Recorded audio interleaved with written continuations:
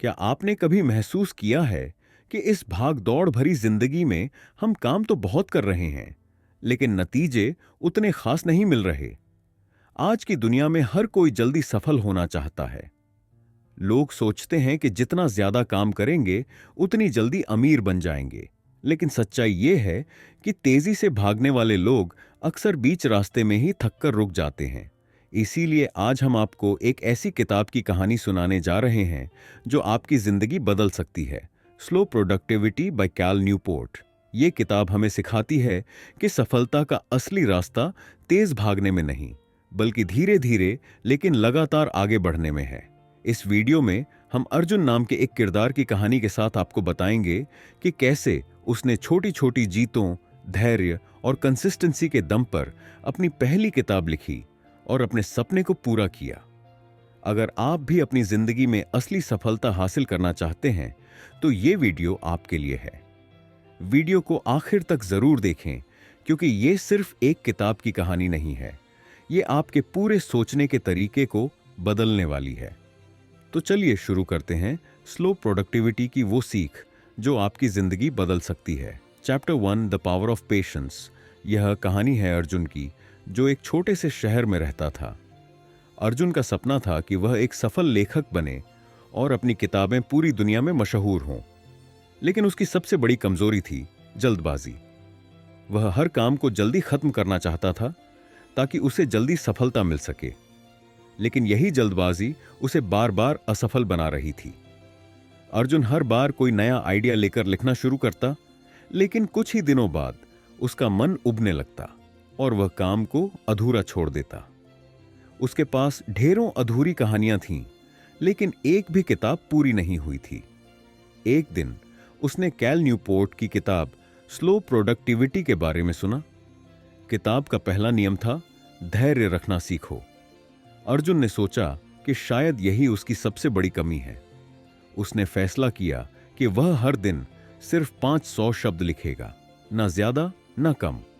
भले ही उसे एक किताब लिखने में 1 साल क्यों ना लग जाए, लेकिन वह हर दिन थोड़ा थोड़ा जरूर लिखेगा। शुरुआत में यह आदत उसे बहुत मुश्किल लगी।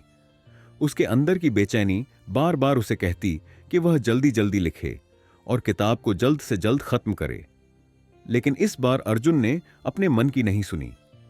वह सुबह उठता, अपने कमरे में बैठता और बिना किसी जल्दबाजी के धीरे धीरे अपने शब्दों को पन्नों पर उतारता। कैल न्यूपोर्ट कहते हैं कि सफलता उन लोगों के पास आती है जो लंबे समय तक छोटे छोटे कदम उठाते रहते हैं। 3 महीने बीत गए, लेकिन अर्जुन ने लिखना बंद नहीं किया। धीरे धीरे उसकी कहानी आकार लेने लगी। उसे पहली बार महसूस हुआ कि जल्दबाजी छोड़कर धैर्य के साथ काम करना कितना सुकून भरा हो सकता है। अर्जुन की यह यात्रा हमें सिखाती है कि अगर आप अपनी जिंदगी में कुछ बड़ा हासिल करना चाहते हैं तो सबसे पहले आपको धैर्य रखना सीखना होगा। जल्दी पहुंचने की चाहत में कई लोग मंजिल तक नहीं पहुंच पाते, लेकिन जो धीरे धीरे चलते हैं वही एक दिन सबसे आगे निकल जाते हैं। Chapter 2, focus on what matters. Arjun की जिंदगी में धीरे धीरे बदलाव आने लगा था। अब वह हर दिन अपने कमरे में बैठकर 500 शब्द लिखता था। लेकिन एक दिन ऐसा आया जब अर्जुन के दोस्त उसे पार्टी में बुलाने लगे। दोस्त कहते, जिंदगी का मजा लो, हर वक्त काम में क्यों लगे रहते हो? अर्जुन का मन डगमगाने लगा। वह सोचने लगा कि क्या वह वाकई अपनी जिंदगी के खूबसूरत पल गंवा रहा है।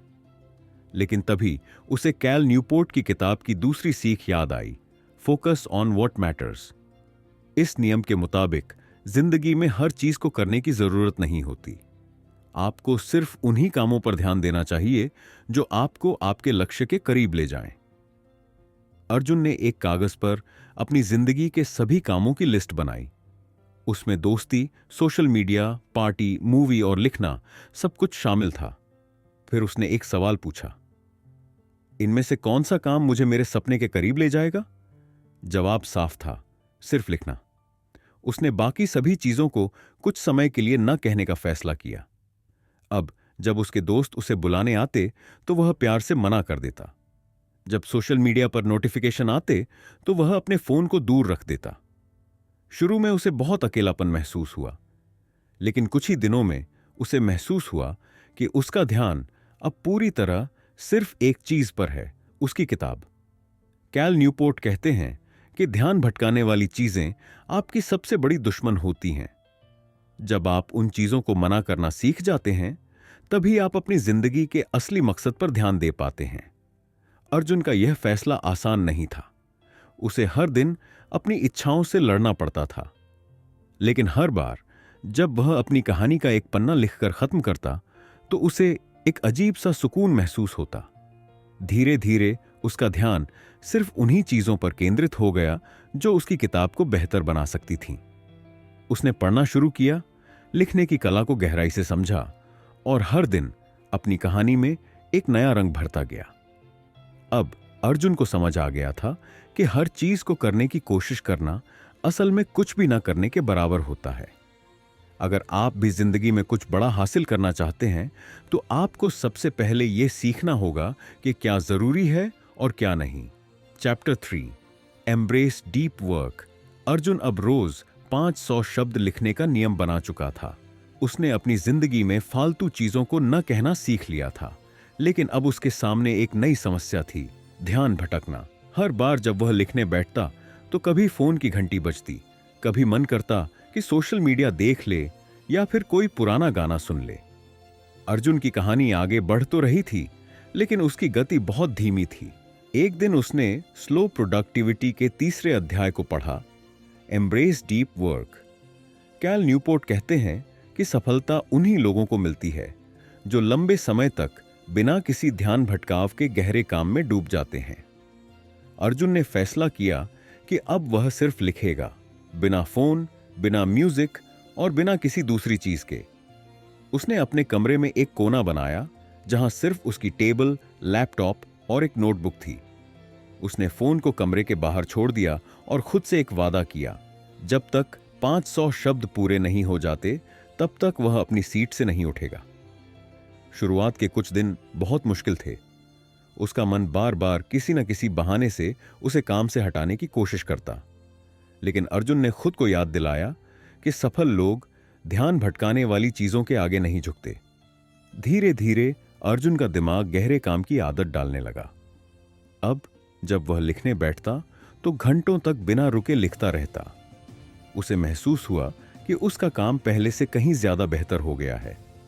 उसकी कहानियों में एक अलग गहराई आने लगी थी। कैल न्यूपोर्ट कहते हैं, डीप वर्क आपको औसत से महान इंसान बनाता है। अर्जुन ने समझ लिया कि सिर्फ काम करना काफी नहीं होता। असली सफलता तब मिलती है जब आप पूरी तन्मयता के साथ गहरे काम में डूब जाते हैं। अब अर्जुन हर दिन 2 घंटे तक बिना रुके लिखता। उसकी कहानी के पन्ने भरते जा रहे थे और उसे खुद पर गर्व महसूस हो रहा था। अगर आप भी अर्जुन की तरह अपनी जिंदगी में गहरे काम की आदत डालना चाहते हैं, तो एक बार यह वादा खुद से करिए, जब तक मेरा काम पूरा नहीं होगा, तब तक मैं अपनी सीट से नहीं उठूंगा। चौथी चैप्टर, सुसंगतता कुंजी है। अर्जुन की जिंदगी धीरे धीरे बदल रही थी। अब वह हर दिन गहरे ध्यान के साथ लिखने बैठता था, लेकिन असली चुनौती तब आई जब कुछ दिनों तक उसे अपनी कहानियां उबाऊ लगने लगीं।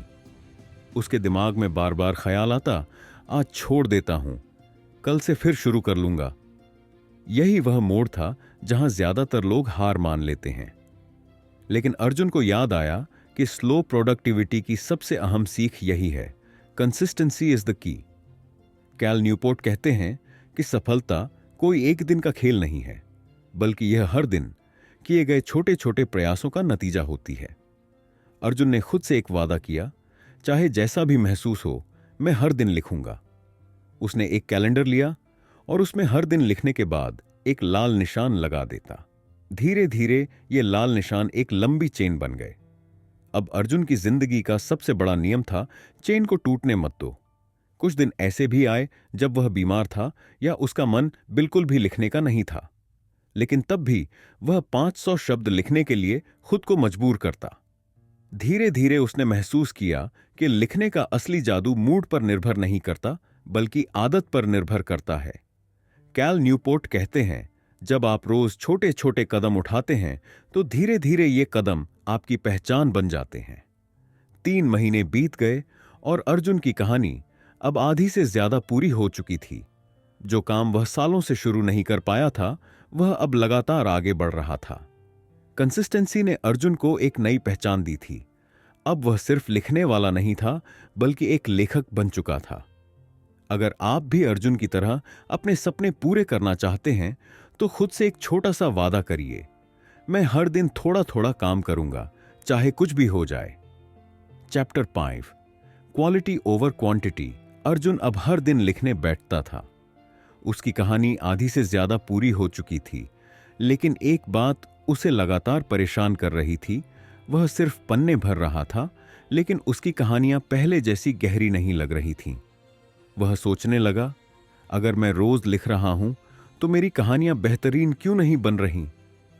इसी उलझन में उसने एक दिन स्लो प्रोडक्टिविटी के 5वें अध्याय को पढ़ा, quality over quantity. Cal Newport कहते हैं कि काम का असली मूल्य उसकी मात्रा में नहीं, बल्कि उसकी गुणवत्ता में होता है। अर्जुन ने समझ लिया कि सिर्फ ज्यादा लिखने से कोई बड़ा लेखक नहीं बनता। असली कमाल तब होता है जब आप हर शब्द को सोच समझकर लिखते हैं। अब उसने अपने नियमों में एक बदलाव किया। रोज 500 शब्द लिखने के बाद वह अपने लिखे हुए पन्नों को दोबारा पढ़ता और देखता कि कहां सुधार की जरूरत है। शुरू में यह काम बहुत थकाने वाला लगा। उसे कई बार पूरा पेज मिटाकर दोबारा लिखना पड़ता, लेकिन धीरे धीरे उसने महसूस किया कि उसकी कहानियों में जान आने लगी थी। एक दिन जब उसने अपनी पुरानी कहानी को पढ़ा, तो उसे लगा कि अब उसके शब्द सिर्फ शब्द नहीं हैं, वे भावनाएं बन चुके हैं। कैल न्यूपोर्ट कहते हैं, धीरे धीरे किया गया बेहतरीन काम जल्दबाजी में किए गए औसत काम से कहीं ज्यादा शक्तिशाली होता है। अर्जुन ने अब यह सीख लिया था कि हर शब्द को ध्यान से चुनना चाहिए, जैसे कोई कलाकार अपनी कूची से हर रंग को सोच समझकर लगाता है। कई बार वह पूरे दिन में सिर्फ एक ही पैराग्राफ लिख पाता, लेकिन जब वह उसे पढ़ता तो उसकी आत्मा को सुकून मिलता। धीरे धीरे उसकी कहानी एक साधारण कहानी से महान रचना में बदलने लगी। अगर आप भी अर्जुन की तरह अपने काम में गुणवत्ता लाना चाहते हैं, तो खुद से एक सवाल पूछिए, मैं आज जो काम कर रहा हूं, क्या वह मेरे सबसे बेहतरीन कामों में से एक है? अगर आपका जवाब हां है, तो कमेंट में लिखिए, आई चूज क्वालिटी। चैप्टर 4, धैर्य लाने से पूर्णता मिलती है। अर्जुन की कहानी अब अपने अंतिम पड़ाव की ओर बढ़ रही थी। उसकी आदतें मजबूत हो चुकी थीं। वह रोज लिखता, अपने शब्दों को गहराई से चुनता और धीरे धीरे अपनी कहानी को बेहतर बनाता जा रहा था। लेकिन एक चीज अभी भी उसे परेशान कर रही थी।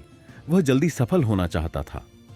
हर दिन जब वह सोशल मीडिया पर दूसरे लेखकों की कहानियों को वायरल होते देखता, तो उसके दिल में सवाल उठता, मेरी कहानी कब पूरी होगी, कब मेरी मेहनत रंग लाएगी।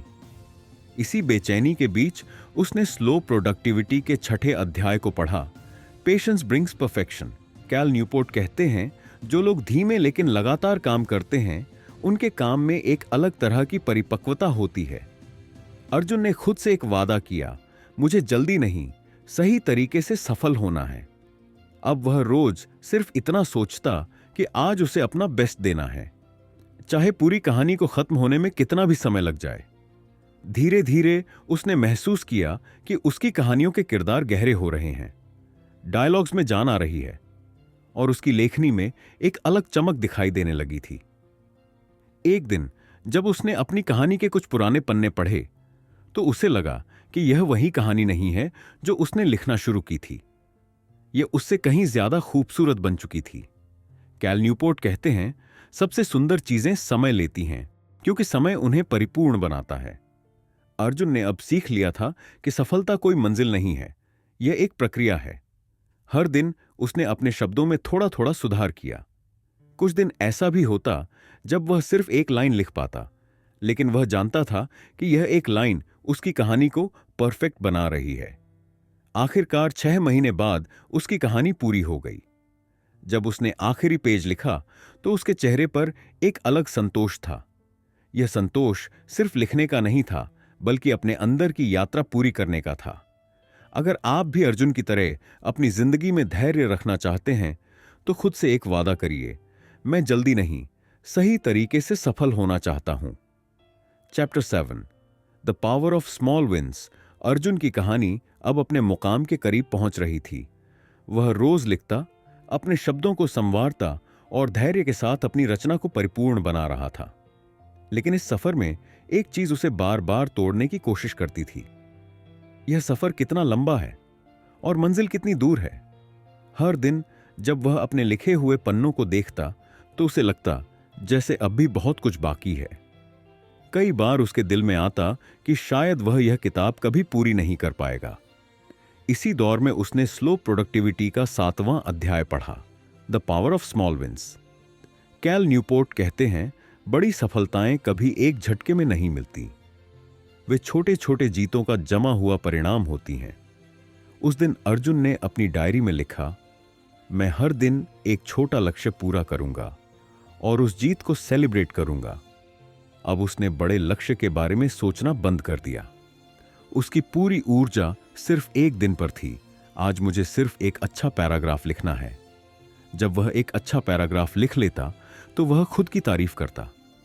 जब उसे कोई पुराना डायलॉग पसंद आ जाता तो वह अपने आप को शाबाशी देता। धीरे धीरे ये छोटी छोटी जीतें अर्जुन के अंदर एक नई ऊर्जा भरने लगीं। वह समझ गया कि हर दिन की छोटी जीतें उसकी बड़ी सफलता की नींव रख रही हैं। एक दिन जब उसने अपनी पूरी कहानी को पढ़ा तो उसे महसूस हुआ कि यही छोटी छोटी जीतें मिलकर उसकी सबसे बड़ी जीत में बदल गई थीं, उसकी पहली किताब। कैल न्यूपोर्ट कहते हैं, जब आप छोटी जीतों को पहचानने लगते हैं तो आपका दिमाग खुद को और मेहनत करने के लिए तैयार करता है। अर्जुन ने सीख लिया था कि हर छोटा कदम बड़ी जीत की तरफ ले जाता है।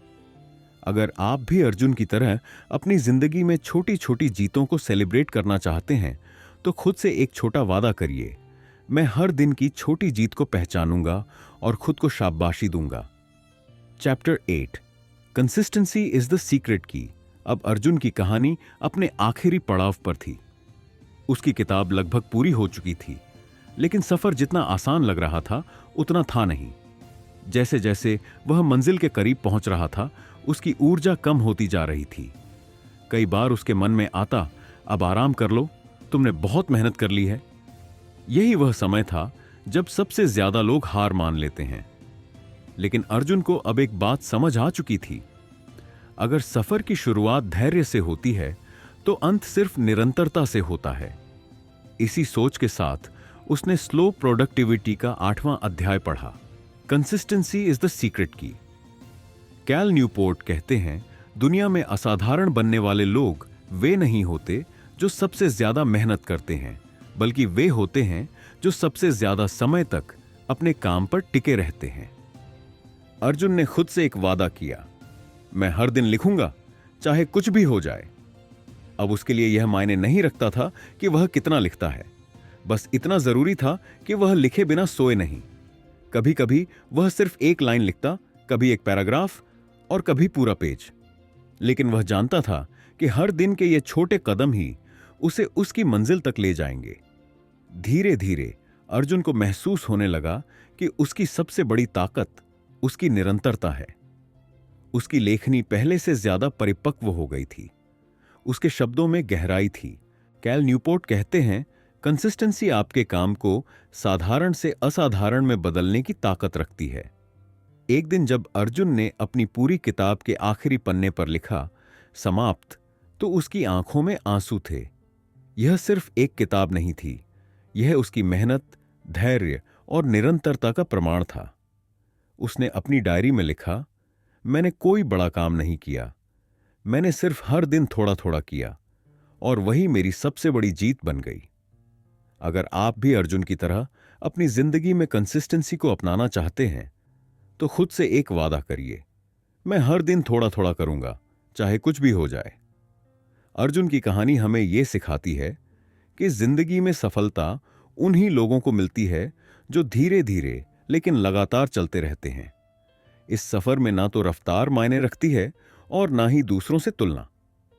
जो चीज सबसे ज्यादा मायने रखती है वो है धैर्य, छोटी जीतों का जश्न और हर दिन थोड़ा थोड़ा आगे बढ़ना।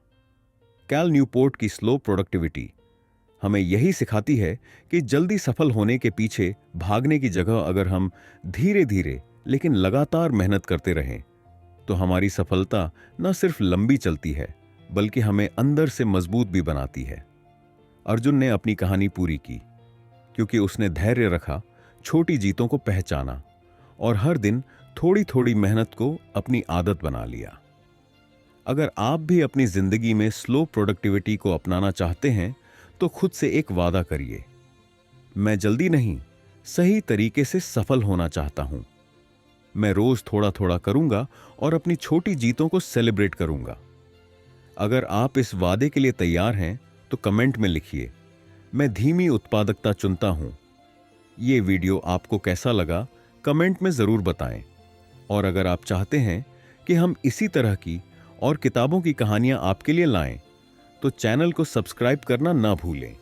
मिलते हैं एक नई किताब के साथ। तब तक याद रखिए, धीरे चलिए लेकिन लगातार चलिए।